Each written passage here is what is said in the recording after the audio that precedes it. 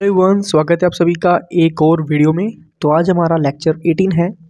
आपको बताना चाहता हूँ आरपीएफ कांस्टेबल 2025 और आरआरबी एनटीपीसी 2025 की अगर आप तैयारी कर रहे हो तो बहुत बेस्ट चीज़ आपके लिए मैं लेकर आया हूँ। वो बेस्ट चीज़ है क्या, आपको बताएंगे। तो वो बेस्ट चीज़ है कि आपको मैं वो क्वेश्चंस करवाने वाला हूँ जो कि मल्टीपल टाइम रिपीटेड है गवर्नमेंट एग्जाम में। ठीक है, हर वीडियो के लेक्चर में आपको बताता ही हूँ। ठीक है, तो ये मोस्ट इंपॉर्टेंट क्वेश्चंस हैं जो आपके एग्जाम्स में 6 बार रिपीटेड है। ठीक है, जो आपके सामने क्वेश्चन नजर आ रहा है आपको, ये 6 बार एग्जाम में पूछा गया है गवर्नमेंट एग्जाम में। तो हमारा लेक्चर 18 है, शुरू कर रहे हैं। तो क्वेश्चन क्या पूछा गया है, भारत में किसके पास किसी भी अपराधी की सजा को माफ करने या बढ़ाने, लघु करने का मतलब होता है बढ़ाना, या कम करने की पावर है।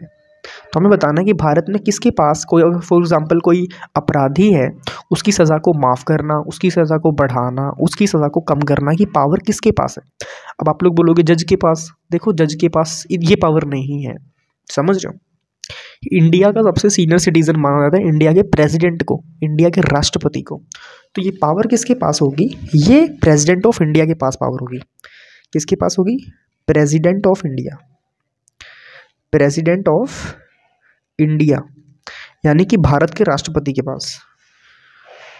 क्लियर होगी बात सभी को, भारत के राष्ट्रपति के पास। अब आपको एक इंपॉर्टेंट चीज़ और बता देता हूँ कि ये जो क्वेश्चंस आपके सामने आए हैं ना, यहाँ पे क्या लिखा है, 6 times repeated in government exams. तो यही क्वेश्चन सेम, ना लाइन आगे ना पीछे, सेम एज इट इज़ 6 बार पूछा गया है। और आपके आगे ना, इसके आगे मैं आपको इंपॉर्टेंट पॉइंट्स बताऊंगा, वो भी आपको मल्टीपल टाइम्स एग्जाम्स में देखने को मिलेंगे और पहले भी पूछे गए हैं। अब मैं कोई बात बताना चाहता हूँ, भारत के राष्ट्रपति के रिगार्डिंग अभी तक जितने क्वेश्चंस पूछे गए हैं ना, वो सारे के सारे मैं इसी पेज के अंदर सॉल्व करवा दूंगा आपको। और इसके बाहर आपको कुछ भी देखने की, कुछ भी पढ़ने की ज़रूरत नहीं पड़ेगी। बस मुश्किल से 10-12 मिनट की वीडियो होगी और इस 10-12 मिनट की वीडियो में आप प्रेसिडेंट के बारे में एक्यूरेटली सब कुछ जान पाओगे, बहुत ही आसान तरीके से। और बहुत ही आसानी से हम हर एक चीज़ को अच्छे से पढ़ेंगे, इंजॉय करेंगे पढ़ाई को, समझ रहे हो। पढ़ेंगे नहीं, पढ़ाई को इंजॉय करेंगे। क्योंकि देखो, अगर आप इंजॉय नहीं कर पा रहे हो ना अपने स्ट्रगलिंग पीरियड को, तो फिर आप मतलब सही पूछो तो आप स्ट्रगल कर ही नहीं पा रहे हो, समझ रहे हो। मज़ा रास्ते का ही होता है, ठीक है। मंजिल में तो हर कोई मज़ा ही ले लेता है। तो सीधी सी बात है, रास्ते के सफ़र के मज़े लो, ठीक है। जो आपका सफ़र है ना, ये स्टडी जो आपका सफ़र चल रहा है, इस सफ़र के मज़े लो। क्लियर। अब देखो, अब हम समझते हैं कि प्रेसिडेंट ऑफ इंडिया के पास पावर आई कहाँ से, है ना। प्रेसिडेंट ऑफ इंडिया के पास ये पावर आई कहाँ से, तो ये पावर आई है आर्टिकल 72 में। कहाँ से, आर्टिकल 72 में प्रेसिडेंट के पास ये पावर आई थी। और आर्टिकल 72 में लिखा क्या है, उसमें लिखा है इम्प्रूवमेंट पावर। क्या लिखा है, इम्प्रूवमेंट। Clear, improvement power. इतनी बात क्लियर हो गया। जब आप कॉन्स्टिट्यूशन, भारत का संविधान पढ़ोगे तो उसमें आप आर्टिकल 72 खोलना, उसमें एक हेडिंग होगी इम्प्रूवमेंट पावर। उसमें लिखा हुआ है कि भारत में कोई अपराधी है, उसकी सज़ा को माफ़ करना, ज़्यादा करना, कम करना की पावर किसके पास है, वो होगी हमारे राष्ट्रपति के पास। ये किस में लिखी है, ये इम्प्रूवमेंट पावर वाले सेशन में लिखा हुआ है। इतना क्लियर हो गया। अब देखो, अब हम आर्टिकल्स के बारे में करेंगे। आर्टिकल्स गवर्नमेंट एग्जाम का मोस्ट इम्पोर्टेंट और मोस्ट डिमांडिंग टॉपिक है ये। मैं आपको बता रहा हूँ, कोई ऐसा गवर्नमेंट एग्जाम नहीं है जिसमें आर्टिकल ना पूछा जाए। आपको सीधी से बताता हूँ, एसएससी का मतलब होता है स्टाफ सिलेक्शन कमीशन। यहाँ पे लिख देता हूँ पहले, स्टाफ सिलेक्शन, और यहाँ पे लेते कमीशन, ठीक है। इससे ही पूछा गया है। और जो आरआरबी एग्जाम्स होते हैं, यानी रेलवे एग्जाम होते हैं, उनमें पूछा गया है। UPSC, India's toughest exam, union public service commission, इसमें पूछा गया है। और उसके बाद अगर बात की जाए आरपीएफ, रेलवे प्रोटेक्शन फोर्स, इसमें पूछा गया है। उसके बाद बीपीएससी, ठीक है, बीपीएससी, पीसीएस, मतलब कोई ऐसे एग्जाम्स नहीं, बहुत ही बड़े बड़े एग्जाम्स हैं। BPSC, UPSC, PCS, these are the very high demanding exams, high rank officer वाले एग्जाम हैं। इनमें भी आर्टिकल्स पूछे जाते हैं। छोटे से छोटे, बड़े से बड़े, हर एक एग्जाम में आर्टिकल्स ज़रूर पूछे जाते हैं। इसलिए आप सभी को बोल रहा हूँ कि आर्टिकल्स पढ़ना बहुत ज़्यादा ज़रूरी है हमारे लिए।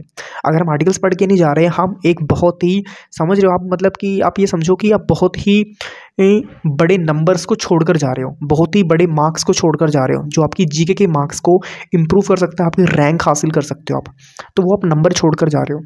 और हमारा ध्यान होना चाहिए, हमने नंबर नहीं छोड़ने। अगर आपने नंबर नहीं छोड़ने तो हमें आर्टिकल्स तो पढ़ने पड़ेंगे ना भाई, तभी तो हम अच्छे से मतलब अपने मार्क्स इंप्रूव करेंगे, अपने मतलब जो हमारी स्टडी है उसको इम्प्रूव कर पाएंगे। क्लियर? तो फटाफट से हम आर्टिकल्स के ऊपर फोकस करते हैं। ये हमने एक लाइन खींच दी है, ठीक है, तो यहाँ पर हम आर्टिकल्स करेंगे। क्लियर होगी बात सभी को? चलिए सबसे पहले डिस्कस करते हैं, पूछा क्या है। आर्टिकल 72 हमने पढ़ लिया था, ठीक है। आर्टिकल 72 में क्या था? Improvement power. ओके, अब यहाँ पर हम करेंगे, क्लियर होगी बस सभी को। आर्टिकल 72 क्या था? Improvement power. इतना क्लियर हो गया सभी को? Article 72 improvement power.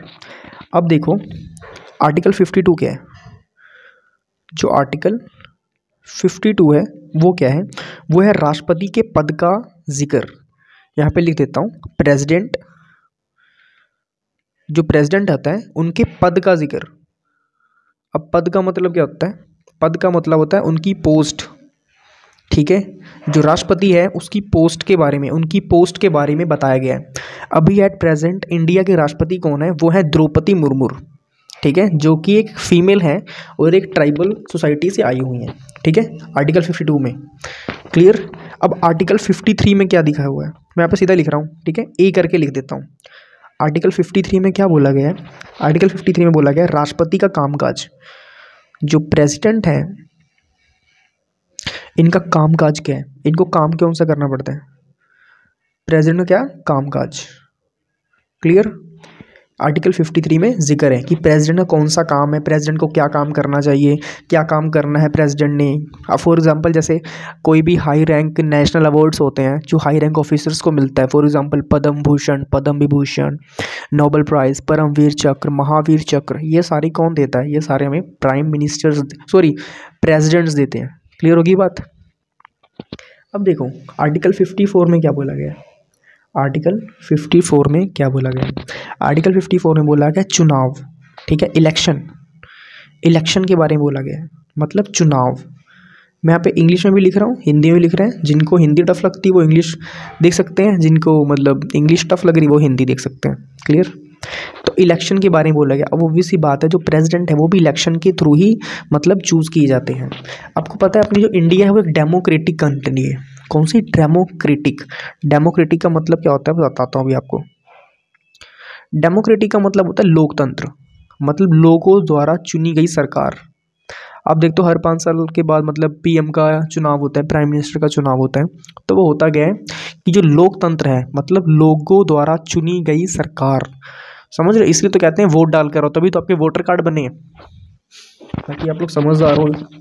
आप लोग को पता ही सब कुछ है ना। आगे देखो आर्टिकल 55 में क्या है? प्रोसेस है। किसका प्रोसेस है?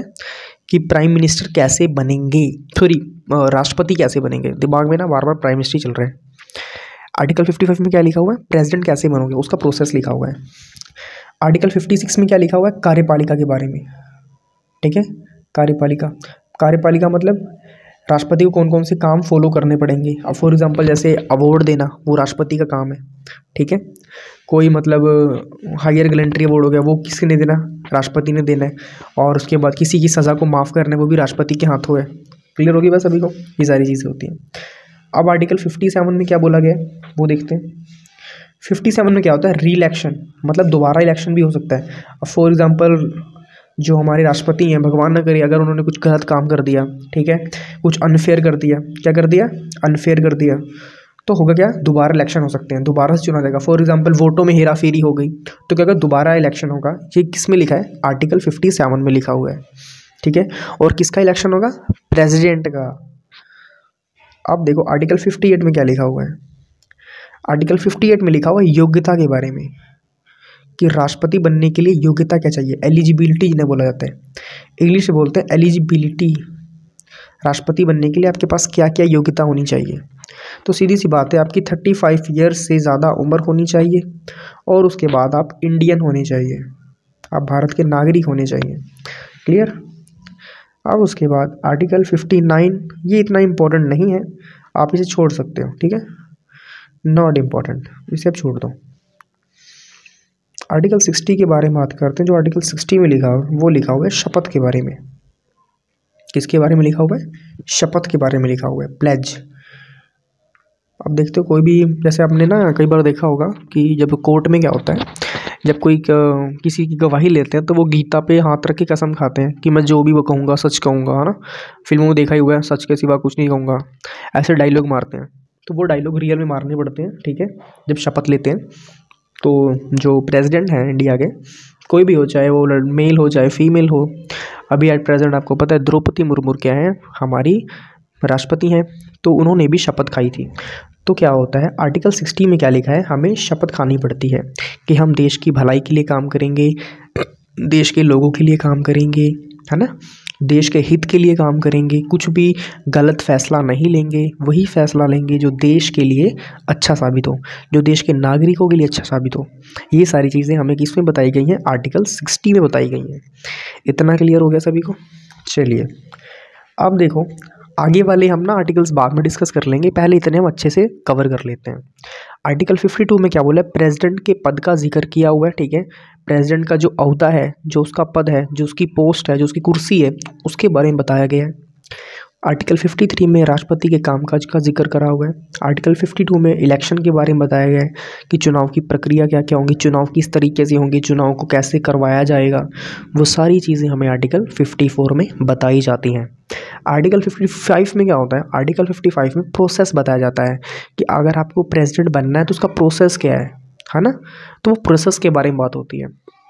आर्टिकल 56 में क्या होता है? कार्यपालिका के बारे में बताया जाता है कि राष्ट्रपति को कौन कौन से कार्य को फॉलो करना है, कौन कौन से काम करने हैं, जैसे कि उन्हें अवार्ड देना, ठीक है, किसी अपराधी की सज़ा वज़ा के लिए कोई बात करनी, अगर कोई भी इंटरनेशनली कोई आ रहा है उसकी मतलब क्या, मतलब अनुमति देनी, ठीक है, उनके बारे में मतलब अलो करना कि हाँ जी आप इंपोर्ट एक्सपोर्ट कर सकते हो।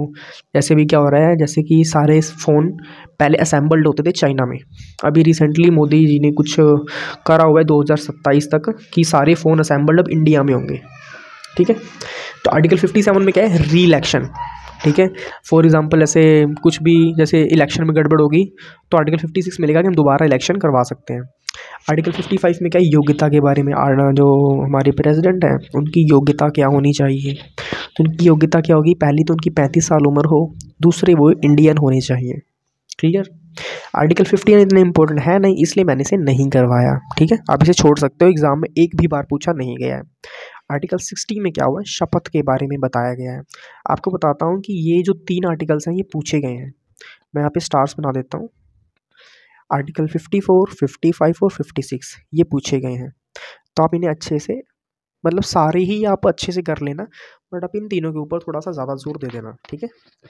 मैं आपको बताना चाहता हूँ कि मैंने इनकी पूरी प्लेलिस्ट बनाई है, ठीक है, आप वो पूरी प्लेलिस्ट देख सकते हो। तो ये हमारा लेक्चर 18 था, और लेक्चर 18 में हमें बहुत ही अच्छी जानकारी मिली है ना, बहुत ही अच्छी एक नॉलेज मिली है, जो कि अराउंड 15 मिनट के अंदर अंदर हमें अच्छे से सब कुछ पता लग गया है। तो आप एक बार फटाफट इसका स्क्रीनशॉट ले लें अगर आपने नोट्स बनाने हैं तो। अगर नोट्स नहीं बनाने हैं तो आप एक काम करना, इस वीडियो को आप 2 बार देख लेना, बस इनफ है, आपको याद हो जाएगा।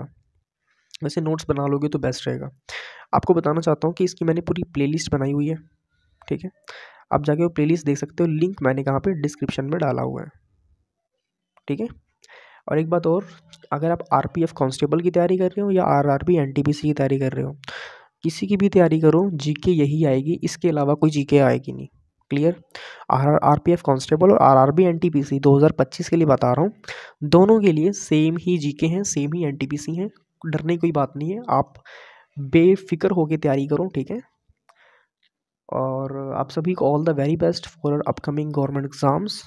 आई प्रे टू द गॉड आप सभी की अच्छी अच्छी नौकरी लग जाए और आप लोग अपनी लाइफ में एक स्टेबिलिटी हासिल करो। Till then good bye everybody, जय श्री राम, जय बजरंगबली, राधे राधे, जय श्री कृष्णा।